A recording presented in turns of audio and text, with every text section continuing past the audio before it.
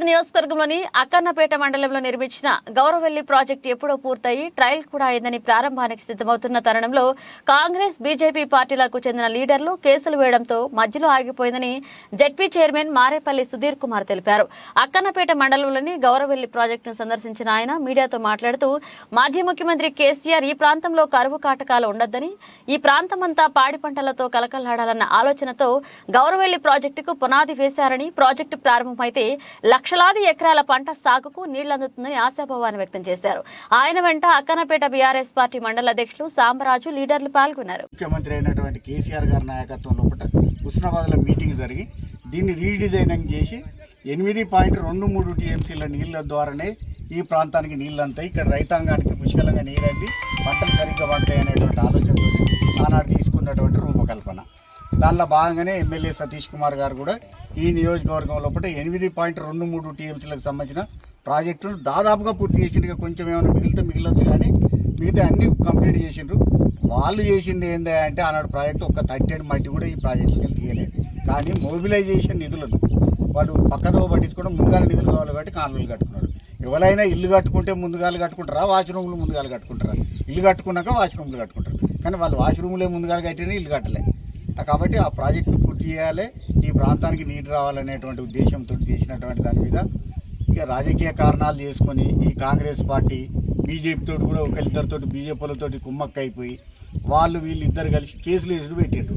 ఎందుకంటే ఈ ప్రాంతం లోపల నీళ్లు కనుక వస్తే ఈ ప్రాంత రైతాంగం అంతా ఒకటవుతుంది, ఈ ప్రాంతంలో రైతులు బాగుపడతారు, ఈ ప్రాంతంలో ఉన్న వాళ్ళందరూ కూడా బాగుపడతారు, పరిశ్రమలు బాగుపడతాయి. తర్వాత ఇది పెద్ద కనుక రిజర్వాయర్ కనుక అయితే ఇట్లా చేపలు కూడా పెంచుకుంటే చేపలకు సంబంధించినటువంటి మత్స్య కార్మికులు కూడా లాభపడతారు. తర్వాత దీని పశు పక్షాదులు ఈ నీళ్లతో ఉంటాయి కాబట్టి వాళ్ళకు కూడా లాభం జరగద్దు అనేటువంటి ఉద్దేశంతో వాళ్ళు డిస్ట్రక్టివ్ ప్రిన్సిపల్ అంటే వాళ్ళు ఏంటంటే పాడు చేయాలనేటువంటి దురుద్దేశం ఉండి వాళ్ళు చేసేటువంటి కార్యక్రమం. మేమేముండదంటే ప్రజల కోసం నీళ్ళు ఇవ్వాలి, ప్రజల కోసం పరిపాలన చేయాలనేటువంటిది మా ఎమ్మెల్యే సతీష్ కుమార్ గారు అయితే ఎంతైతే కుటుంబాన్ని కూడా నేను దయచేసి చెప్పదలుచుకునేది ఏంటంటే కుటుంబాన్ని కూడా అంత పట్టించుకోలేదు, గౌరవ రిజర్వాయర్ని పట్టించుకున్నంత. అందరితోటి మాట్లాడేది, అందరితోటి సంభాషణ చేసేది. కానీ వాళ్ళ కంటగింపు ఉన్నది కొంతమందికి, ఈ రాష్ట్రం బాగుపడబట్టే ఇట్లా జరగద్దు అనేటువంటి ఆలోచన కొంతమంది చేసినటువంటి ప్రక్రియలో భాగంగానే ఇవాళ గౌరెల్ రిజర్వాయర్ని ఇట్లా పెట్టిండ్రు. ఇక మళ్ళీ ఈ గౌరెల్ రిజర్వాయర్కి నీళ్ళు రావాలంటే గోదావరి నుంచి రావాలి. మేడిగడ్డలో 4 పిల్లర్లు ఉంగినాయి కాబట్టి మేము తీసుకురామని అంటే మల్లన్న సాగర్ పోవాలి. ఒక అదే రిజర్వాయర్ ఒక బ్యారేజీలు ఒక్కటే కాదు కదా, మేడిగడ్డ బ్యారేజ్ ఉన్నది, సరస్వతి బ్యారేజ్ ఉన్నది, తర్వాత అన్నారం బ్యారేజ్ ఉన్నది. ఇవన్నీ బ్యారేజ్లు సుందిల్ అంటే కదా సరస్వతి బ్యారేజ్, ఆ సుందిల్ల బ్యారేజ్ ఉన్నది. ఆ బ్యారేజ్లకు వెళ్ళి ఏవో జరుగుతాయని చెప్పి అపోహలు సృష్టించడం. అంటే వీళ్ళు ఏంటంటే చేసేది ఏం లేదు, ఇక్కడ దుష్ప్రచారం చేసి కాలం వెళ్ళబుచ్చుకోవాలనేటువంటి ఆలోచన చేస్తాను. కానీ ఇక్కడ రైతాంగం కోసం కానీ తెలంగాణ ప్రజల మీద, తెలంగాణ భూభాగం మీద, తెలంగాణ మీద అత్యధిక ప్రేమ ఉన్నది కేసీఆర్ గారికి. అదంతా పోవాలి, ఈ తెలంగాణ నాశనకాలం పట్టియాలనేటువంటి ఆలోచనతో ఇవాళ కాంగ్రెస్ పార్టీ చేస్తున్న అనేక కార్యక్రమాల్లో భాగమే మేడిగడ్డల 4 గుంగిపోయినాయి అని చెప్తారు. 4 గుంగిపోతే మన దగ్గర రిజర్వాయర్లలో కూడా పక్క పొంట, ఆ తుగుల పక్క పొంటి కొంచెం నీళ్ళు పోయేది. నీళ్ళు పోతే దాన్ని ఇమీడియట్గా రింగ్ బండ్ చేసుకొని అన్నీ కూడా కుంటలు, చెరువులు కూడా మరమ్మతు చేసుకునేది. అది మరమ్మతు కాదా? మరమ్మతు అవుతుంది కానీ కాదు అని చెప్పాలి. దీన్ని నాశనకాలం పట్టియాలి, తెలంగాణ ప్రజలకు నీళ్ళు రాకుండా చేయాలి, ఈ నెపం అంతా తీసుకుపోయి పాతోళ్ళ మీద నెట్టాలి. ఇప్పుడు మీ ప్రభుత్వం ఉన్నది కదా, మీరు చేయాల్సినటువంటి కార్యక్రమం కొంత మిగిలిపోయి ఉంటే ఆ కార్యక్రమం పూర్తి చేయాలి. ఆ మేడిగడ్డ రిజర్వాయర్లో అవినీతి జరిగిందంటే అన్ని 86 పిల్లర్లు ఉన్నాయి. ఆ 4 పిల్లర్ల కానీ అవినీతి జరిగింది, మిగతా 82 పిల్లర్లు మంచిగా ఉన్నాయా? అవినీతి అనేది దానికి మెజర్మెంట్ లేదు కాబట్టి అవినీతి జరిగితే దాని మీద విచారణ జరిపించాలి, ఎవరు బాధ్యులు వాళ్ళని శిక్షించాలి.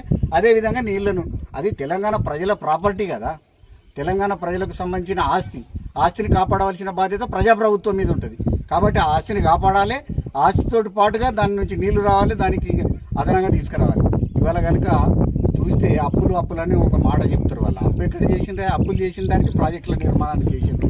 యాదాద్రి లాంటి, భద్రాద్రి లాంటి థర్మల్ పవర్ స్టేషన్లకు అప్పులు చేయబడతాయి. తర్వాత ఐడిఓసీలు, ఇంటిగ్రేటెడ్ డిస్ట్రిక్ట్ ఆఫీసర్స్ కాంప్లెక్స్ కట్టిన దానికి అప్పులు చేయాల్సి వస్తుంది. సెక్రటేరియట్ కట్టిండ్రు.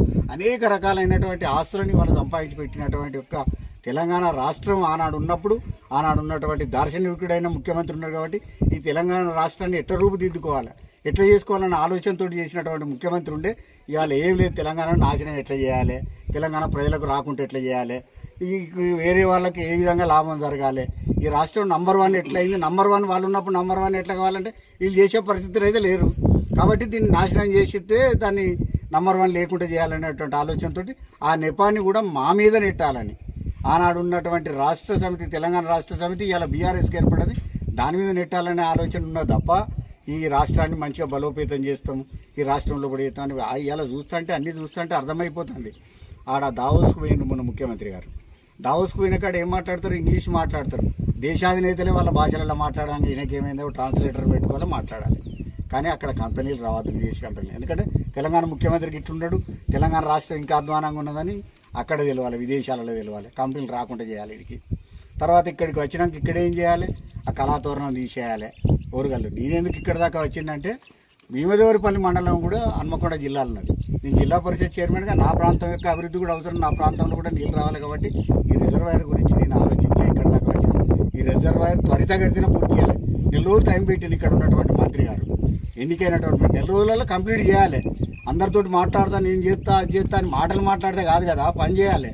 ఇవాళ పని చూస్తే మీకు అందరికీ రివిట్మెంట్ చూడండి, ఇంకా ఈ ప్రాజెక్టు సంబంధించినటువంటి కట్ట నిర్మాణం చూపెట్టుండ్రి. అలా నీళ్లను మేము ట్రయల్ రన్ చేసినటువంటి 1.14 TMCలు అన్నారు, ఇంకెక్కువనే ఉన్నది నీళ్లు కూడా. ఇవన్నీ కూడా చేసిందంటే కారణం సతీష్ కుమార్ గారి యొక్క నిబద్ధత ఉన్నది. నిబద్ధతతో పనిచేసినటువంటి నాయకుడు ఇక్కడ ఉండే, అదేవిధంగా అక్కడ ఉండేటువంటి ఇరిగేషన్ మంత్రి, అదేవిధంగా ఆర్థిక శాఖ మంత్రి అంటే హరీష్ రావు గారిది, తర్వాత ముఖ్యమంత్రి గారి యొక్క ఆలోచన సరళి చొప్పున ఇది చేసినటువంటిది. దీన్ని కంప్లీట్ చేయాలి ఇమీడియట్గా. 1 మంత్ అన్నావు కదా, ఇంకా 1 మంత్లైనా కంప్లీట్ చేయి. అసలు ఏం చేసినావు చెప్పు ప్రజలకు, అది చెప్పవు. వట్టి ఏ మాటలు మాట్లాడదామంటే కలవది. తప్పకుండా ప్రజల ఉద్యమం లేస్తుంది. ఇక్కడ రైతాంగం లేచి పడతారు. ఇప్పటికే రైతాంగానికి అర్థమైపోయింది, ఓల్డ్ ఏజ్ పెన్షన్స్ లేవు, రైతు బీమా లేదు, రైతు బంధు రాలే. ఇవన్నిటితోటి పాటుగా అనేక సమస్యలతోటి కుట్టమిట్టాడేటువంటి యొక్క మెట్ట ప్రాంతాన్ని అభివృద్ధి చేసుకోవాల్సిన అవసరం ఉన్నది. కాబట్టి ప్రజలతోటి మమేకమై మళ్ళొకసారి ఉద్యమం చేస్తే వీళ్ళకి భయపడేది ఏం లేదు. వీళ్ళు ఏదో భయపెడతాం, పోలీస్ స్టేషన్లలో పెడతాం, ఆడ పెడతాం. జైలుకే పోయినాం కదా, 3 సార్లు జైలుకి పోతే నేను కూడా. ఇవాళ ఏం జైలు ఏం కొత్త కాదు, మాకేం ఉద్యమం ఏం కొత్త కాదు. కాబట్టి తప్పకుండా చేసి చూపెడతాం దీన్ని. తప్పకుండా ఇది కనుక కంప్లీట్ చేయకపోతే ఆయన ఊరు ఎట్లెట్లా తిరుగుతాడో కూడా చూస్తాం. జై తెలంగాణ, సతీష్ కుమార్ గారి నాయకత్వం, సతీష్ కుమార్ గారి నాయకత్వం. స్వరాజ్ న్యూస్, సమాజ హితమే మా స్వరం. అతి తక్కువ కాలంలోనే అశేష ప్రేక్షకాదరణ పొందిన స్వరాజ్ న్యూస్. గ్రామాల్లో సమస్యలు ఉన్నాయా? ఆఫీసర్లకు చెబితే పని చేయట్లేదా? మీ సమస్యలు అట్లనే పెండింగ్లో ఉన్నాయా? మీ దృష్టికి ఏదైనా సమస్య వచ్చిందా? ప్రజాహితం కోరే సమస్య ఏదైనా ఉంటే మాకు తెలపండి. డీటెయిల్స్, ఫోటోలు, వీడియోలు షేర్ చేయండి. మీరే మీ సమస్యకు ఫుల్ స్టాప్ పెట్టే రిపోర్టర్ కావచ్చు. సమస్య కనిపించిందా? వీడియో లేదంటే ఫోటోలు పంపించండి. దాన్ని మేము జనానికి చూపిస్తాం. Swaraj news WhatsApp number 9441623078.